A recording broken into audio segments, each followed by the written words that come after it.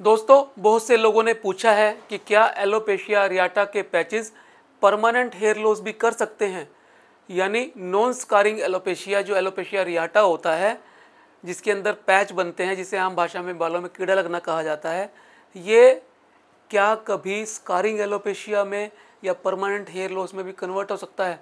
तो दोस्तों, आज के वीडियो में हम यही जानने का प्रयास करेंगे कि क्या एलोपेशिया अरियाटा स्कारिंग एलोपेशिया में बदलता है या नहीं बदलता है। तो चलिए बने रहिए मेरे साथ पूरे वीडियो में।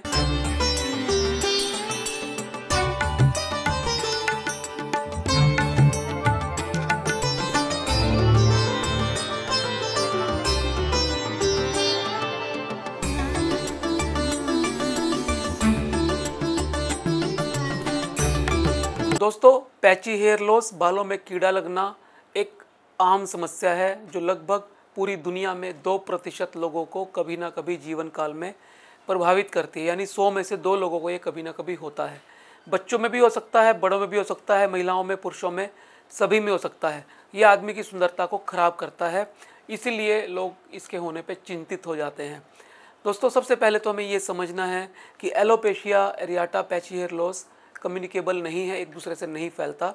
ये जीन्स के जरिए आ सकता है या लाइफस्टाइल और डाइट के जरिए प्रभावित कर सकता है। दोस्तों, जहाँ तक बात एलोपेशिया अरियाटा के स्कारिंग एलोपेशिया में बदलने की है, तो ये जानने के लिए कि ये बदल सकता है तो हमें पहले समझना पड़ेगा एलोपेशिया अरियाटा यानी नॉन स्कारिंग एलोपेशिया और स्कारिंग एलोपेशिया में क्या फ़र्क होता है। तो आइए एक एक करके समझते हैं, फिर आपको आपके प्रश्न का उत्तर मिलेगा। सबसे पहले समझते हैं एलोपेशिया अरियाटा यानी नॉन स्कारिंग एलोपेशिया। दोस्तों, एलोपेशिया 2 किस्म के होते हैं, स्कारिंग और नॉन स्कारिंग। स्कारिंग में जड़ें खत्म हो जाती हैं, नॉन स्कारिंग में जड़ें बची होती हैं। नॉन स्कारिंग एलोपेशिया की कैटेगरी में diffuse hair loss, pattern hair loss और पैची हेयर लॉस यानी एलोपेशिया अरियाटा आते हैं। यहाँ पर हम बात करेंगे सिर्फ एलोपेशिया अरियाटा यानी पैची हेयर लॉस, जो एक ऑटोइम्यून डिसऑर्डर है लेकिन एक नॉन स्कारिंग एलोपेशिया है। इसके अंदर ऑटो इम्यूनिटी की वजह से शरीर अपने ही ऊपर अपने ही बालों पे अटैक कर देता है और जड़ों पे जब अटैक होता है तो वो बालों को गुच्छे के रूप में निकाल देता है। अच्छी बात यह है कि फॉलिकल इनएक्टिव हो जाते हैं लेकिन बचे होते हैं, जड़ें ख़त्म नहीं होती, इसलिए बालों के आने की संभावना बनी रहती है। इसकी 3 अलग अलग ग्रेड्स होती हैं। सबसे पहले एलोपेशिया अरियाटा जो पैच में नज़र आता है, फिर टोटलिस जो पूरे सिर में नज़र आता है, यूनिवर्सलिस जिसमें बॉडी के बाल सारे जाने शुरू हो जाते हैं, आईब्रो से, बियर्ड से या फिर बॉडी पार्ट से। तो ये एलोपेशिया अरियाटा कहा जाता है जो एक ऑटोइम्यून डिसऑर्डर है, जो एक नॉन स्कारिंग एलोपेशिया है। अब समझते हैं स्कारिंग एलोपेशिया।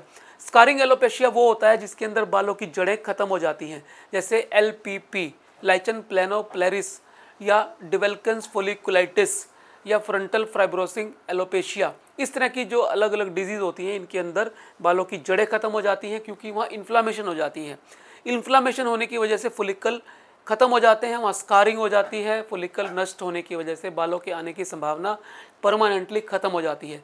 यानी नॉन स्कारिंग और स्कारिंग में सबसे बड़ा फ़र्क ये है कि नॉन स्कारिंग में बालों की जड़ें बची होती हैं, स्कारिंग में बालों की जड़ें ख़त्म हो जाती हैं। नॉन स्कारिंग में स्कार नहीं बनता, स्कारिंग में स्कार बन जाता है।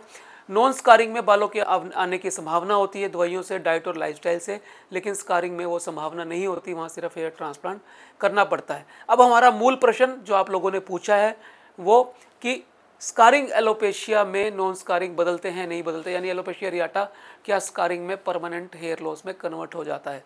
दोस्तों, आम तौर पे ऐसा नहीं होता है। एलोपेशिया अरियाटा स्कारिंग एलोपेशिया में नहीं बदलता है और ये अच्छी बात है, लेकिन बड़ी रेयरेस्ट कंडीशन में सेकेंडरी इन्फेक्शन की वजह से, यानी उस जगह पर जहाँ पर पैच बन गए हैं एलोपेशिया अरियाटा की वजह से, वहाँ बार बार इन्फेक्शन हो जाए या वहाँ पे फोलिकुलाइटिस हो जाए, स्वेलिंग आ जाए, इन्फ्लामेशन हो जाए या बार बार रेडनेस हो, स्क्रैच कम करते रहें बार बार, तो इन कारणों से कभी कभी नॉन स्कारिंग एलोपेशिया यानी एलोपेशिया अरियाटा के पैचेस भी स्कारिंग एलोपेशिया में बदल सकते हैं, लेकिन ये बड़ी रेयर संभावना है। तो ज़्यादातर केसेस के अंदर एलोपेशिया अरियाटा स्कारिंग एलोपेशिया में नहीं बदलता है।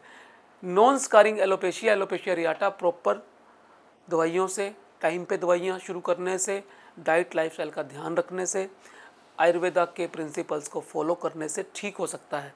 लेकिन स्कारिंग एलोपेशिया वाले पेशेंट के अंदर हम आगे बाल झड़ना रोक सकते हैं दवाइयों से, लाइफस्टाइल और डाइट से, लेकिन जो बाल चले गए हैं वो नहीं आते, वहाँ ट्रांसप्लांट करना पड़ता है। मुझे उम्मीद है कि आपको अपने प्रश्न का उत्तर मिल गया होगा। ऐसे ही आप अपने प्रश्न भेजते रहिए, मैं कोशिश करूँगा कि हर प्रश्न का आपको साइंटिफिक उत्तर दे सकूं। दोस्तों, यदि चैनल पर नए हैं तो चैनल सब्सक्राइब कर लें हेयर एंड स्किन के ऐसे ही वैज्ञानिक वीडियो को देखने के लिए।